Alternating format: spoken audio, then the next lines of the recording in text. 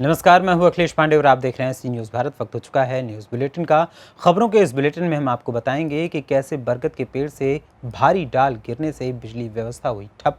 हाथरस में पुलिस ने 3 शातिर अंतर्राज्यीय वाहन चोरों को कहां किया गिरफ्तार, और खाद्य एवं औषधि विभाग की टीम ने रतलाम में खाद्य पदार्थों में गड़बड़ी करने वालों पर क्या कार्रवाई की।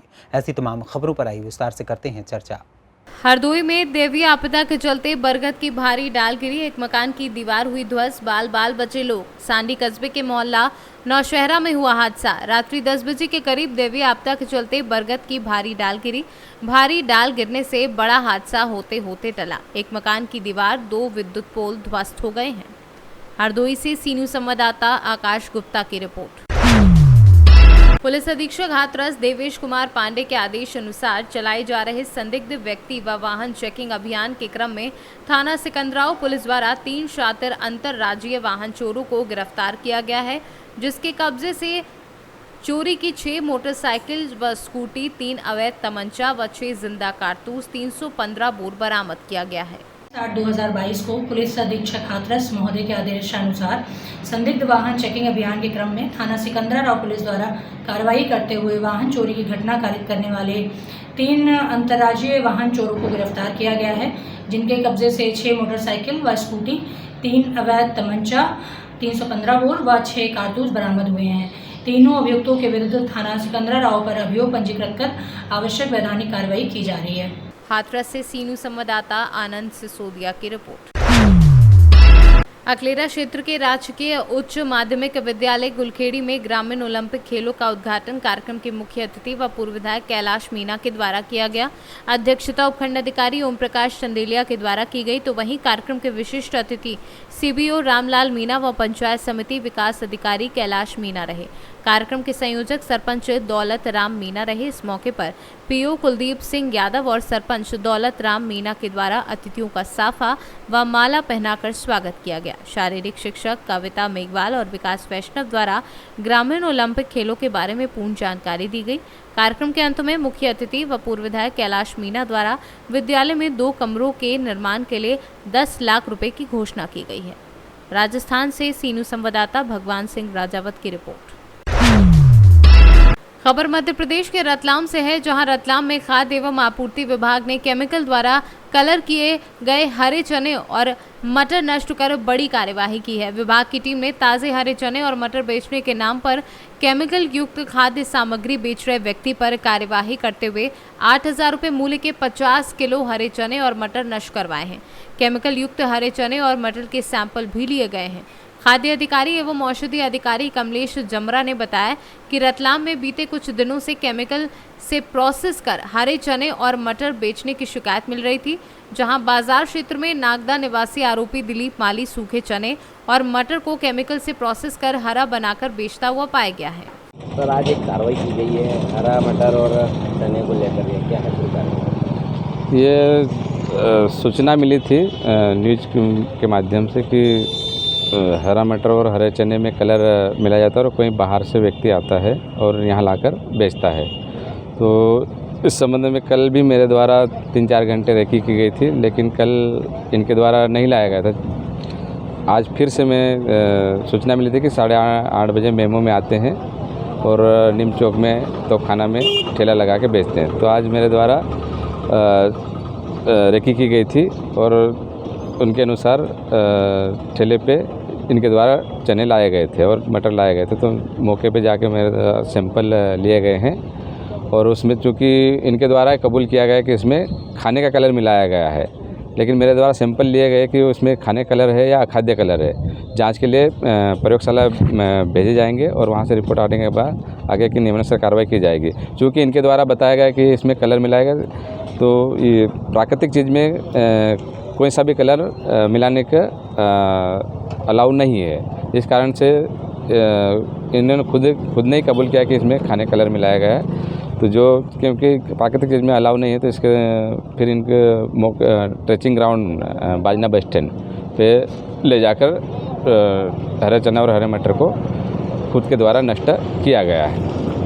सर, शहर में भी कई मॉलों में भी ये खुले चने बिक रहे हैं, पर भी कुछ कार्रवाई की जाएगी? वैसे खाद्य मंत्री प्रशासन द्वारा लगातार कार्रवाई की जा रही है और जहां भी ऐसी सूचना मिलेगी हम तुरंत कार्रवाई करेंगे। इस मामले में क्या लेकर मीडिया को भी कोई आप अवगत कराना चाहें? मीडिया को भी समय समय पर हम अवगत करा देते हैं और भविष्य में भी अवगत करा देंगे। जहां भी कार्रवाई करेंगे वहां पे अवगत करा देंगे। रतलाम से सी न्यूज़ संवाददाता हुसैन खान की रिपोर्ट।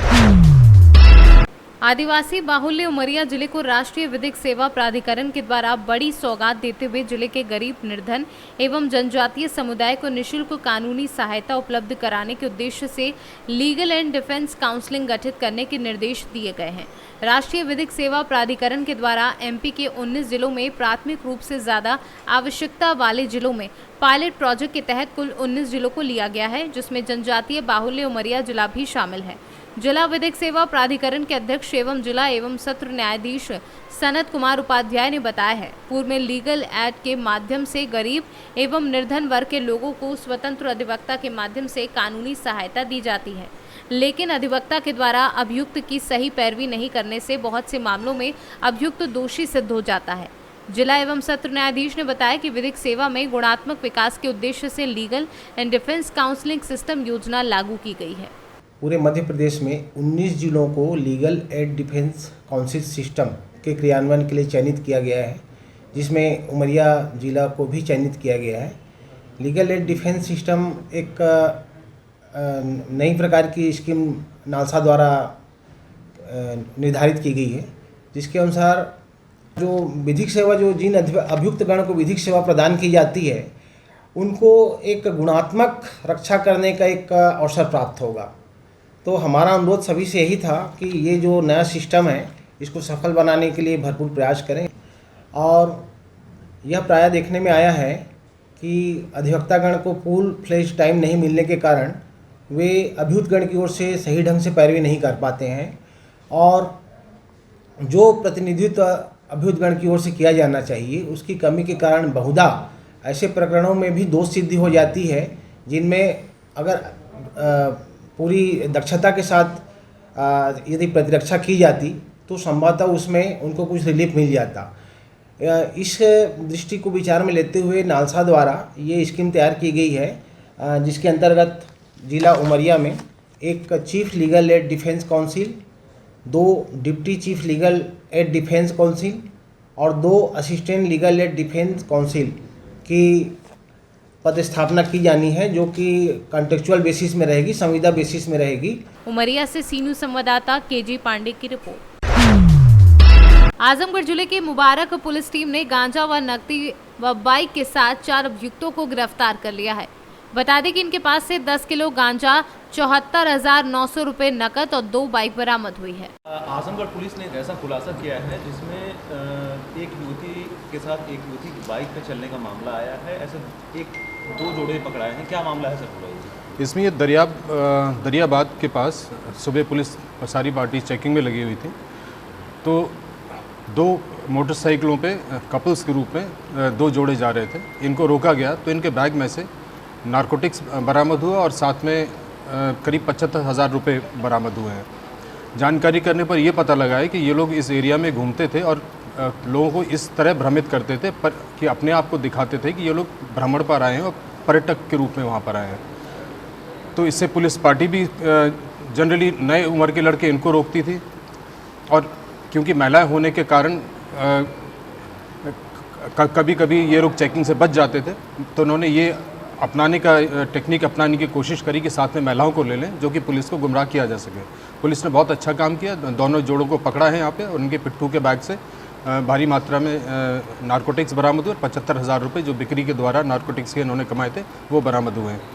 यहाँ पर किन किन से लिंक्स हैं, किन किन इनके सहायक हैं, कौन कौन अन्य व्यक्ति इसमें मदद कर रहे हैं, कहाँ से सामान आ रहा है इनका नारकोटिक्स का, पुलिस इस विषय में पूरी विस्तृत इसमें जानकारी करेगी, विवेचना करेगी, और जो भी इनके साथ जुड़े लोग हैं उनके विरुद्ध सख्त से सख्त कार्रवाई करेगी। इनके अन्य मुकदमों के विषय में भी जानकारी की जा रही है, और इस प्रकरण में गैंगस्टर एक्ट की कार्रवाई व अन्य कार्रवाई भी इनके विरुद्ध की जाएगी। सर इसमें आजमगढ़ से सी न्यूज़ संवाददाता सीबी भास्कर की रिपोर्ट। में एक महिला को पति के घर में प्रवेश दिलाने को पुलिस को बुलडोजर बुलाना पड़ गया। करीब 2 घंटे बाद ससुराल वालों ने बुलडोजर के डर से गेट खोला, तब जाकर ससुराल में महिला को प्रवेश मिल सका।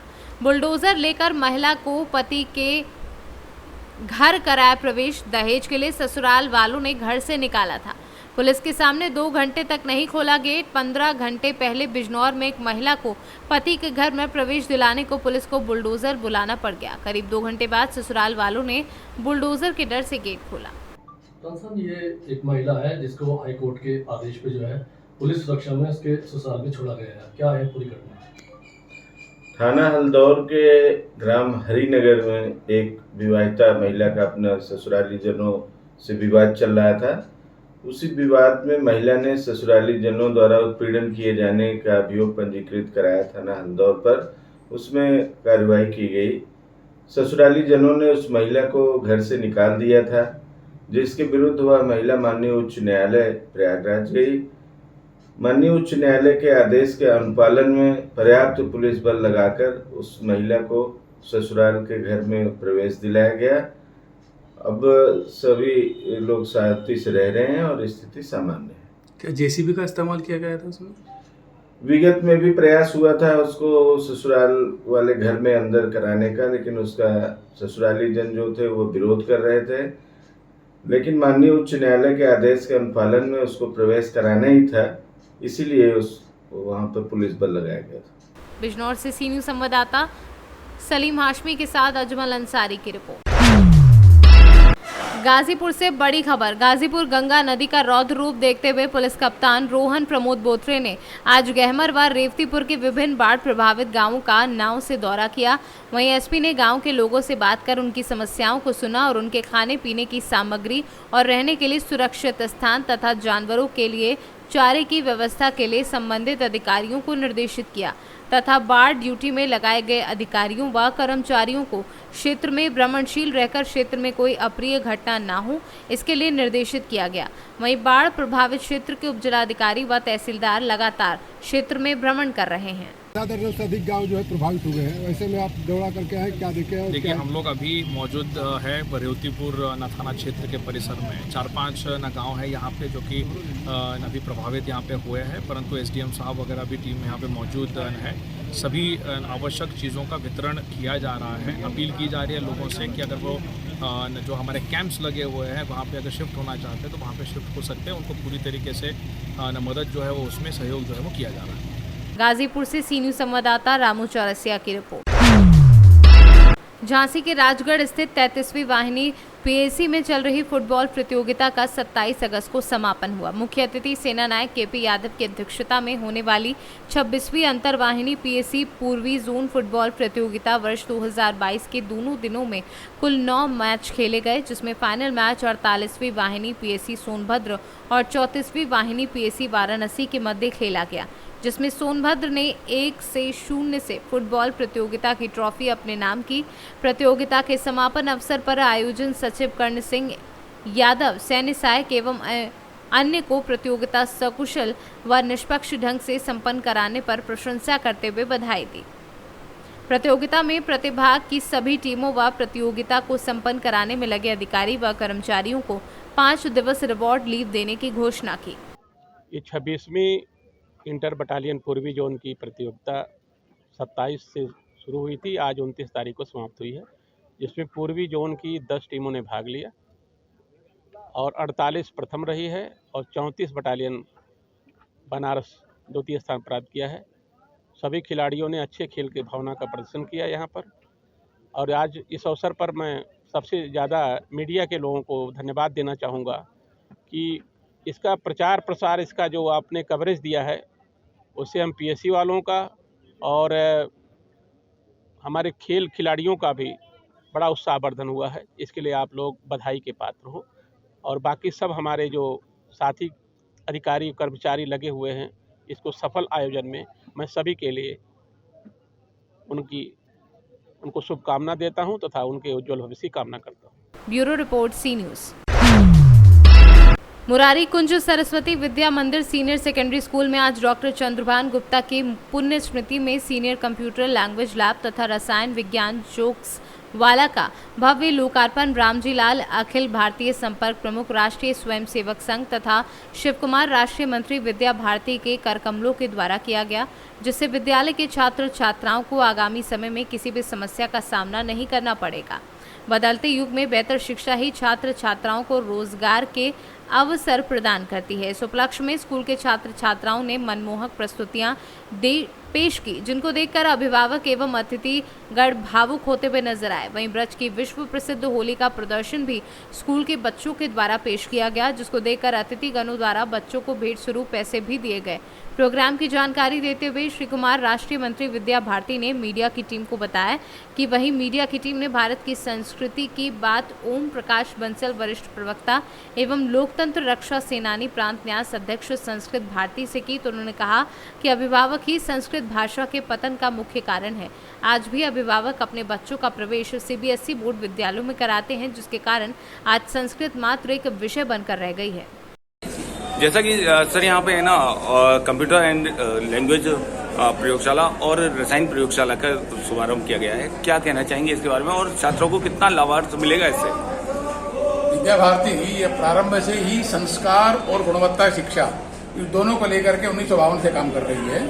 70 साल में हम लोगों ने शिक्षा की वैज्ञानिकता और जीवन के संस्कार एक अच्छे मनुष्य निर्माण करने में काम कर रहे हैं। और यहाँ ये जो 3 लैब का उद्घाटन हुआ है, इस लैब के माध्यम से भी जीवन में एक अच्छी शिक्षा का निर्माण करना और एक साइंटिफिक टेम्परामेंट विकसित करना इसका उद्देश्य है और इसमें बहुत अच्छा एक मानक स्थापित होगा, इस प्रकार की हम लोगों को आशा है। सर जैसा कि देखा जाता है कि हमारी जो हिंदू शास्त्र की जो ग्रंथ हैं टोटल संस्कृत में लिखे हुए हैं, मगर संस्कृत का अस्तित्व आज खतरे में दिखाई दे रहा है, उसके बारे में क्या कहेंगे आप? नहीं, विद्या भारती के अंदर तो संस्कृत का एक प्रारंभ से ही हम प्रारंभिक अवस्था से ही संस्कृत पढ़ाने का काम करते हैं और धीरे धीरे इस नई शिक्षा नीति अभी जो राष्ट्रीय शिक्षा नीति के नाते से लॉन्च हुई है 29 जुलाई 2020 में, इसमें भी संस्कृत विषय को लेकर के और भारत केंद्रित शिक्षा को लेकर के भिन्न भिन्न प्रकार का प्रयास करने की बात आई है। आगे आने वाले 8-10 वर्षों के अंदर संस्कृत को लेकर, संस्कृत वाङ्मय को लेकर और संस्कृत आधार पर जो हमारे भारत का एक पौराणिक ज्ञान रहा है, इन सभी प्रकार के विषयों में शिक्षा के क्षेत्र में एक मानक स्थापित होंगे, इस प्रकार का विश्वास है। सर जैसा कि देखा जा रहा है गोवर्धन में एक प्राचीन विश्वविद्यालय हुआ करता था, श्री माधव संस्कृत महाविद्यालय, आज उसका अस्तित्व बहुत खतरे में है और ताला लगा हुआ दिखाई देता है, उसमें एक भी एडमिशन नहीं है और वो टॉप 10 स्कूलों में से एक स्कूल हुआ करता था, आज उसके बारे में क्या कहेंगे आप? संस्कृत महाविद्यालय के बारे में तो मुझे अभी कोई जानकारी प्रकार की नहीं है यहाँ के बारे में। हमारे संस्कृत भारती के यहाँ के अध्यक्ष हैं हमारे साथ में, वो उसके बारे में कुछ बता सकते हैं। जो आपने प्रश्न किया कि संस्कृत भारती वो संस्कृत की जो है स्थिति बहुत सारी चल रही है, इसमें हमारे समाज का भी बहुत बड़ा योगदान है।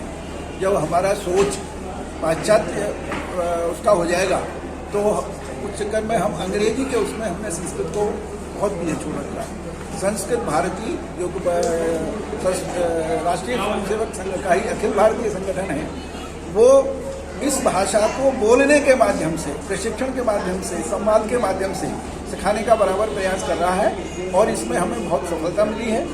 अभी हमारा इस समय संस्कृत सप्ताह के रूप में हमारा कार्यक्रम पूरे ब्रज प्रांत में चल रहा है।